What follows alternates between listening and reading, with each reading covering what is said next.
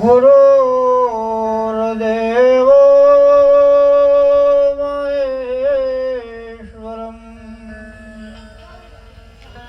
गुरुर्साक्षात् परब्रह्म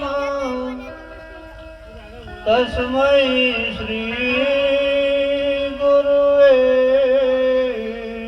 नमः। गुरु चरण में गुण गणान चरण नमावो शीश वचनोच्चरे यमी जरे नाम करे बख्शीश। नाम करे बख्शीश गुरु जी का गुण क्या गाऊं। मिले अढड़क धन तोय नाम नी तोले नावे। नाम समरो रघुवंश मणि अने करे पाप नो नाश। काल कंपे जम थर हरे एवो नाम नो प्रकाश।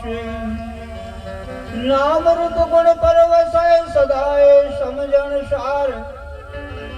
अर्जन एवा गुरु मरे तरत तरे संसार। बोलो सदगुरु महाराज की जय।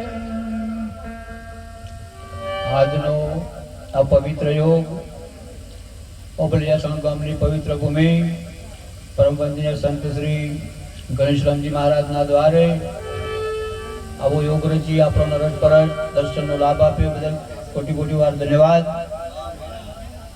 આજના આ પ્રસંગને દીપાવી રહેલા પરમ વંદનીય મહાપુરુષો, આજની આ સંત સભા પ્રસંગ લગ્નનો હોય, કોઈ તિથિ ન હોય, ગમે તે હોય, પણ સદગુરુને યાદ કરી અને આવું કાર્ય કરવું એ બદલ ખૂબ એમનો ધન્યવાદ કહેવાય। સંત મહાપુરુષોનું એક જ લક્ષ્ય હોય છે કે ગમે તે એન કેન પ્રકારે પણ સદગુરુની વાતને યાદ કરાય, સદગુરુની વાત મજબૂત થાય એવી દરેકની ભાવના હોય છે। સદગુરુ સંત મળે એટલે શું થાય?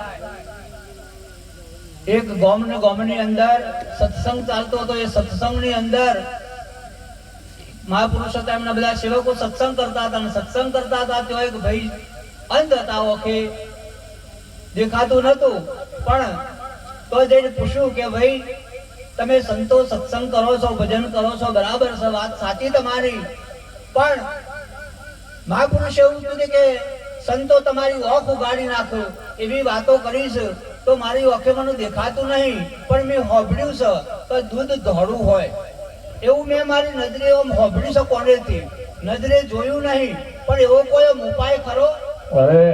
એવો કોઈ ઉપાય ખરો કે મને દૂધ તમે બતાવી શકો એવો? એટલે કે ભાઈ અમને ખબર નહીં, પણ અમારા ગુરુ મહારાજ આવું કદાચ, અને ગુરુ મહારાજ આવવાનો કોઈ ઉપાય જોડતા હોય તો અમે તો એનું ભણાયેલું પણ એ છે, પણ આટલો અનુભવ નથી। બીજા દિવસ ગુરુ મહારાજ આવ્યા, ગુરુ મહારાજ આવ્યા એટલે પૂછ્યું કે ભાઈ કાલે જે વાત પ્રશ્ન કર્યો તે ભાઈને બોલાવો। આયા કે બોલો ભાઈ શું પ્રશ્ન છે? કે મારી આંખો જોઈ શકતી નથી, ઓકે હું અંધ છું અને મારે દૂધ ફોફડ્યું છે પણ જોવું છે, કદાચ એવો કોઈ તમારો પણ ઉપાય છે મને દૂધ બતાવો એવો? એટલે કે હા અમે ઉપાય તો કરીએ છીએ, પણ બાજુમાં કેમ્પ ચાલે છે, ઓખનો કેમ્પ ચાલે છે, એટલે તું તો જઈને તપાસ કરીએ ઓખમાં હું ફોલ્ટ છે। એટલે તો જો અને તો જઈ અને એને ઓખની તપાસ કરાઈ તો ઓખમાં મોતિયો આવેલો હતો, તે દેખાતું મોતિયો ઉતારી લીધો, એટલે એને દૂધ તો નહીં પણ જે નતું જોવું એ બધું એ ખાલીનો પ્રશ્ન દૂધ નો જ હતો, છતાં પણ એને બધું દેખવાનું। એમ પ્રવીણરામ મહારાજે જે વાત કરી સંતની વ્યાખ્યા પહેલાની સરસ ધારણા એને માળખું બાંધ્યું। એટલે સંત જ્યારે સંત આપણને મળે તો આપણું નેત્ર ખોલી નાખે, આપણી સમજણ આપણી દ્રષ્ટિને ખોલી નાખે। સાહેબ તમારે જે નતું જોવું એ બધું એ તમારે ભગવાન નતું થવું તો કરી દીધા, તમારે જીવ ને ઈશ્વર એવા તમારો તો પ્રશ્ન જ નતા। એ પ્રશ્ન બધા એ સંતોના જ હતા, પણ એ તમારા લક્ષ્યમાં ના હોવા છતાં પણ આપણે સંત અને સદગુરુએ એ પ્રશ્નનો નિવેડો નિરાકરણ કરી નાખ્યું જે નતું જોવું એ।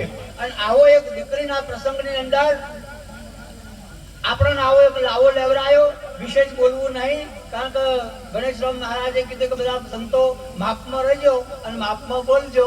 એટલે હજુ 2-3 મહાપુરુષો આપણે ભગવાનદાસ મહારાજ, પુરણરામ મહારાજ, કાકરાથી ચંદજીરામ મહારાજ એ મહાપુરુષોનો વિશેષ સાંભળવાના છે. એટલે આટલું બોલી મારી વાણી વિરામ આલો. બોલો સદગુરુ મહારાજ કી